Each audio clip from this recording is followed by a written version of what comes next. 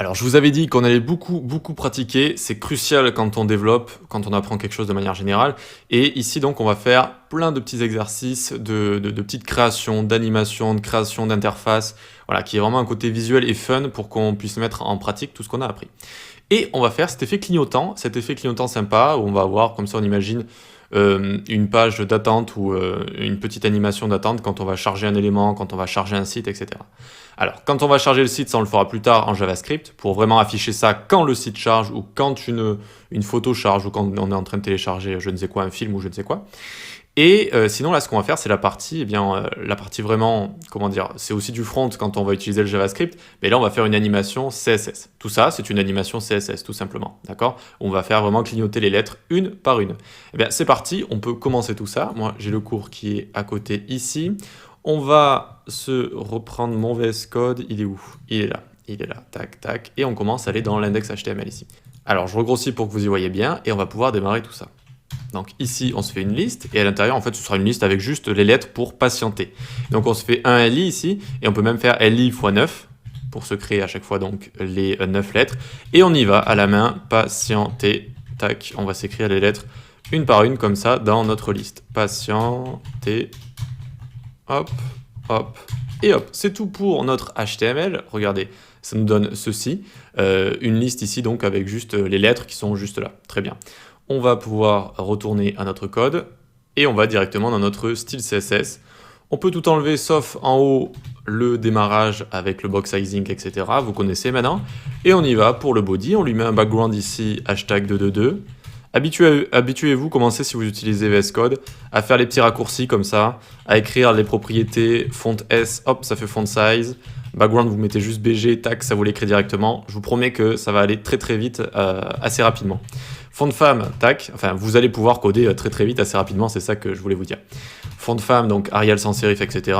UL, ici on va lui mettre une position absolute, ça sort du flux, on peut utiliser top left, etc. Donc on met un top 40%, on le décale du top de 40%, on le décale de la gauche de 50%, tac, et ensuite on fait un petit transform, translate, on connaît, moins 50%, moins 50%. Alors là, vous avez remarqué que j'ai fait un 40% du top ici. Donc ce ne sera pas parfaitement centré. Voyons voir ce que ça nous donne. On est ici, il est ici, là, notre liste est ici. En fait, elle n'est pas parfaitement centrée sur Y, elle est un petit peu remontée, parce que je trouve que quand on centre parfaitement, notamment donc quand on va... Alors, il est où mon code? Il est ici.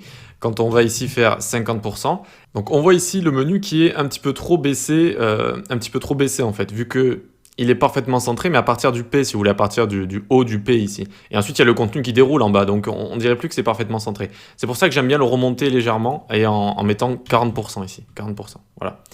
Allez, on peut continuer, on vient ici faire UL, LI, donc les LI qu'il y a dans UL, on les display inline block pour les mettre les uns à la suite des autres. On les liste style, type, none, vous savez, ça a des petits... des petits ronds à côté des listes, hop, on les enlève comme ça, on met une color qu'on va mettre 48, 48, 48 comme ça, 48, 48, 48, très bien, font size de 90 pixels, letter spacing, un écartement des lettres de 15 pixels entre chaque lettre, pour pouvoir avoir un bon effet néon, on imagine, avec voilà, un petit panneau de néon, et ensuite on fait notre animation qu'on va appeler flash. Toujours bien de mettre un nom qui veut dire quelque chose à vos animations, par exemple ici si je l'avais appelé F1 pour flash 1, ça aurait été un petit peu bof. Soyez toujours explicite. Ça va durer 1,4 secondes. De manière comment? Linéaire, vous savez, easy in out, etc. Eh bien, vous avez également linéaire, c'est-à-dire que ça va se faire sans changement, sans easy in out, etc. Donc on met linéaire, ça se fait de manière linéaire. Et à l'infini, parce qu'on a envie que notre néon il clignote à l'infini. Très bien. Donc voyons voir ce que ça donne déjà, ce qu'on a ici. Eh bien, on a nos lettres ici, très bien. Et alors, je vous le fais pas voir sur le côté, parce que regardez, si on le met sur le côté, ça commence à faire ce genre de choses. Je vous montrerai à la fin comment gérer ça. Donc très bien, on a nos lettres ici, comme à l'exemple qu'on a là. Très bien, on a tout placé, display inline block pour les mettre les uns à la suite des autres. Voilà, très bien. Et bien on peut commencer à créer notre animation, notre keyframes. Donc on vient là, tac, tac, faire keyframes, keyframes. On l'a appelé comment? Flash, surtout pas faire d'erreur. Excusez-moi, à force de parler. Donc keyframe flash, pardon, tac, 0%. On le fait démarrer à la color, donc 48, 48, 48. On répète en fait les propriétés qu'il y a ici, hein, on répète tout. Donc on le fait démarrer à color et à text shadow none. Text shadow none. De base, on ne met pas de text shadow. Text shadow qui permet d'avoir des ombres, vous savez, box shadow, text shadow sur le texte. Ensuite, à 90%, eh bien, on veut exactement la même chose, en fait. On a envie que ça ne bouge pas pendant de 0 à 90% de l'animation, ça ne bougera pas.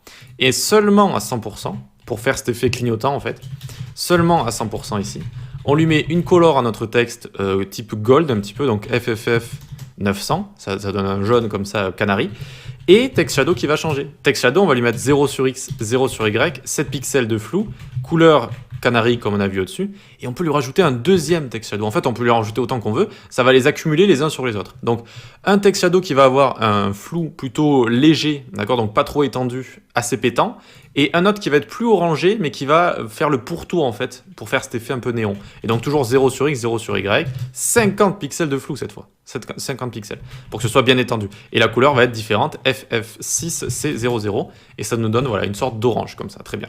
Alors, pour l'instant, notre animation, très bien, elle est ici, mais eh bien, on ne l'a pas appliquée à des éléments. Il va falloir le faire tout de suite. Alors, on va faire UL, li.nthchild1, animation delay. Alors, animation delay, tac, eh bien, on va lui mettre 0,1 seconde. Qu'est-ce qui se passe ici? De base, on met notre animation flash à tous les LI. Et ce qu'on a envie de faire, on a envie de mettre un délai à chaque LI, donc à chaque lettre, pour que ça fasse cet effet néon où ça se suit en fait. Ça fasse la lumière qui suive les lettres, une par une. Donc ici, NTH Child, ça nous permet de choisir, NTH c'est numéro enfant, donc c'est un enfant d'une même fratrie, donc de même niveau. Là, on va choisir le premier, on commence à lui mettre un délai d'1 seconde.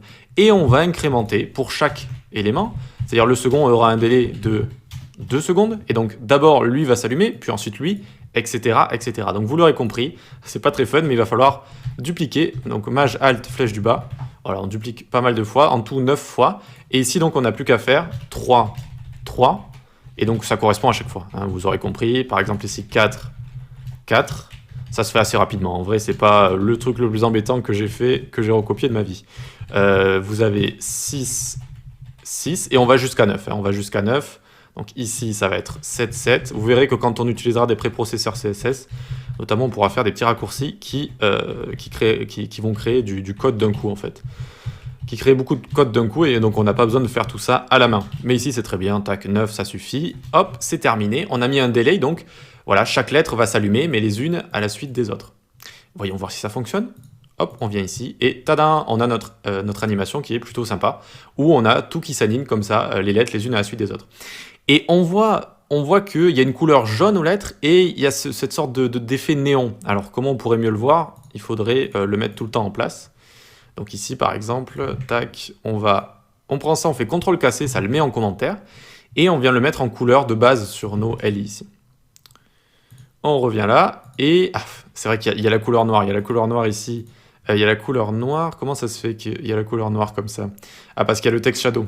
Il faut aussi la couleur qu'on a mise ici, voilà.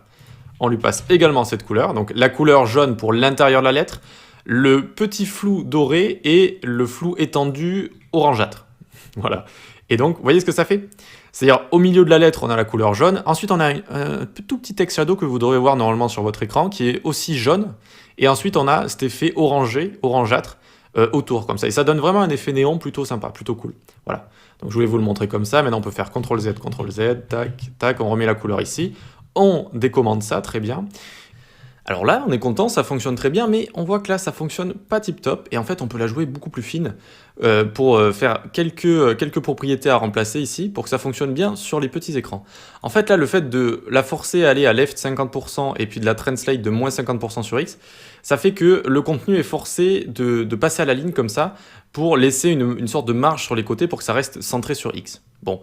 Déjà que c'est pas très facile à comprendre pour un débutant, en plus, on pourrait faire une chose beaucoup plus simple. On va donner à notre liste une largeur de 100% et parfaitement centrer nos éléments. Donc déjà, on peut faire ça, regardez, ça va fonctionner, vous allez voir. On met ça ici, hop. Ici, donc, notre font size, bon, on n'y touche pas pour l'instant. On va dans notre liste et on va lui faire prendre une width 100%. Donc là, ça prend de gauche à droite 100%. Mais du coup, le texte n'est plus centré à l'intérieur. Il reste à gauche ici. C'est normal, c'est le comportement de base. Et maintenant, on va mettre un text align center. Text align center. Text align center, super. Donc ça va centrer le texte ici. Alors on a toujours un petit problème ici, mais déjà c'est un petit peu moins grave. Et le texte, il est parfaitement centré. Et maintenant, notre liste, en fait, n'a plus besoin d'être centrée par left 50% et notre translate ici, elle n'en a plus besoin. Et en fait, elle n'a même plus besoin du translate ici. On va juste la pousser de 40% du top ou même de 30% si on veut la remonter légèrement. Hop. Et elle est parfaitement centrée. Notre width fait 100% de large. Text align center. Hop, elle n'a pas de marge à respecter sur les côtés en fait, c'est bon.